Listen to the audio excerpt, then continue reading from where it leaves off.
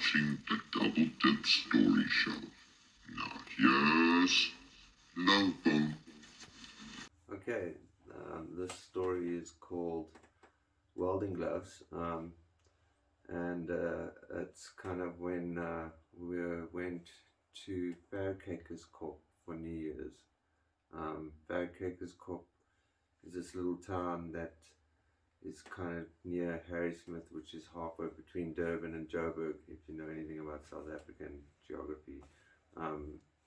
But it's like a small town that was kind of owned by actors, and the one of the guys that was into looking for antiques and stuff. So it was all the small little town with all these like little quaint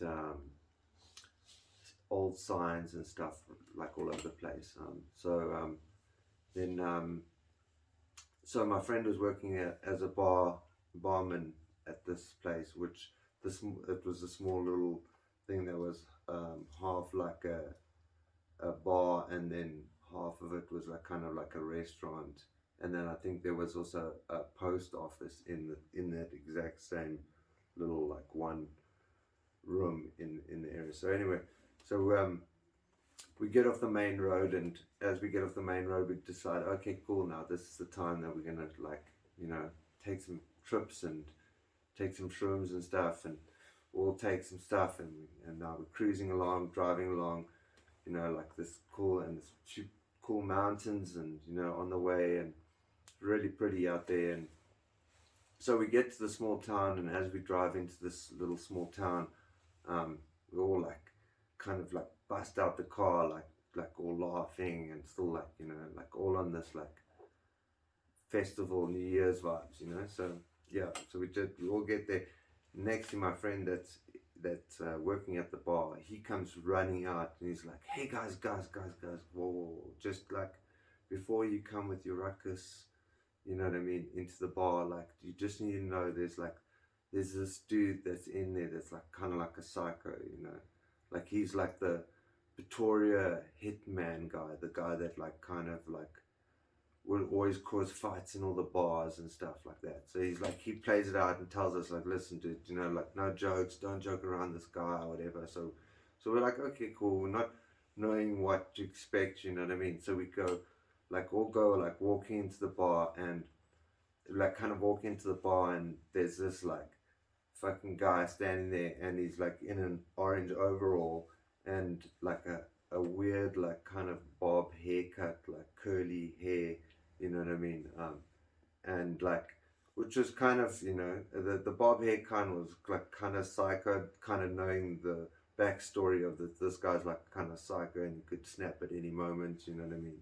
And so I'm like, okay, cool, whatever. And then you look down to his feet, and then when he got to his feet, he was wearing welding gloves as like his shoes, like leather hand gloves, like, you know what I mean, like big thick things that like kind of like had molded to his feet, that he'd always put them on. I think he had just like put them on in the wet water, I don't know, like it's molded to his feet, but he was using these welding gloves, which I was just like, damn man, that's like such like the perfect contradiction of like having such a fucking psycho guy, but now he's walking around with gloves on his feet, like, you know what I mean? Like, talk about like fucking bait for any guy that's like, oh well, geez dude, that's fucking stupid, you know what I mean? Like, fuck. But anyway, so we all like don't avoid eye contact with this fucking dude, and so like we all like hang outside the bar and have a couple of drinks. We're still like, everybody's getting into New Year's vibe. So one of my friends at the time, he was up in Joburg still, and so he was like phoning me, like saying, oh, so what's the deal with New Year's, like, like it's cool there, like wanting to give the rundown of like, you know what I mean, like what it's like and stuff. So I'm like, yeah dude, it's great, yeah, you know what I mean, it's like it's super cool. There's one psycho dude that's here, but like he's not really staying at the same place we're staying at. So, dude, come on, pull in. It's gonna be great. You know what I mean? So he's like, yeah, cool. So we all like you know, like kind of go back and we all put up tents up, you know what I mean, like which you know, and then so like my mate that I was speaking to on the phone arrives at the place. So he's arrived from Joburg, and so now he's like, yeah, cool, like you know, like so how, you know what I mean, like. So we take some mushrooms. He's all excited, like, yeah, we take some mushrooms and stuff. So he's like, yeah, cool. Like, so, yeah, how's it? He's like, yeah, it's great. This place is amazing. Yeah, check how cool it is and stuff, like, you know. So he also, like, could afford, like, a bed and breakfast vibe, like a better accommodation than our camping vibe. So he had, like, this, like, place with a nice balcony and stuff, which was like it's all like really small little quaint um, places to stay. It's not really big, so there's a small little place. So you know, so he's like, so we're at the on his balcony, and he's like, yeah, no, cool, let's smoke a joint. And so he's like, so he's like, yeah, so tell me the rundown, you know. So what's the story about the psycho guy? You know what I mean? And oh yeah. So as sorry, forgot to mention that like as my friend arrived too, it like started raining. So like it was raining. You know what I mean? So we all like kind of go to where his accommodation is, and we're on the balcony because it's raining. You know what I mean? And so we're like, oh, let's smoke joints. We're on the balcony. You know, like so. So we're sitting there, and so he tells me like, you know, so what's the deal with the psycho guy? So I'm like, yeah, I know, like, and so trying to explain to him like the story about the red and the welding gloves and shit like that, and next thing flipping, we like both look and there's like in front of the balcony is like this dam, like a but like kind of like a very like swampy dam with like reeds and stuff like that all through, but maybe like a dam that's like 50 meters across, like quite a big dam. And as we look, this guy is like right in the middle of the dam, just like walking straight across the dam, like as if like his accommodation was on one side of the dam and the bar was on the other side of the dam. And he just said to his mate, like, I'm just going straight across this dam.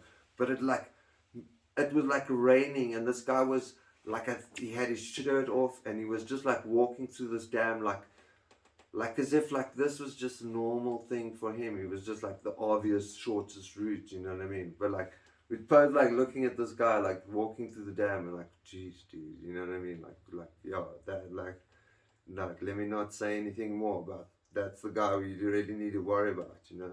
So like so we're still like kind of avoiding the guy as much as we can, but New Year's comes, and like the New Year celebration is kind of like in one little like they call it like a saal or what, I don't know, but that's Afrikaans word for like a hall or whatever. Like so it's in one little fucking area, and they're playing really cool music, which was quite fucking, you know, like they were playing really good music. And so we're all like in the, and so there's my group of friends that, you know what I mean, that came to meet my friend that was the bartender. And then there were these Afrikaans guys with the psycho guy, you know, with the welding gloves, you know. And we were, you know, like we told all my friends that were really like you know, tripping and drinking really, like the wild ones in the bunch. We like warn them, like, you know, like just like watch out for the psycho, you know.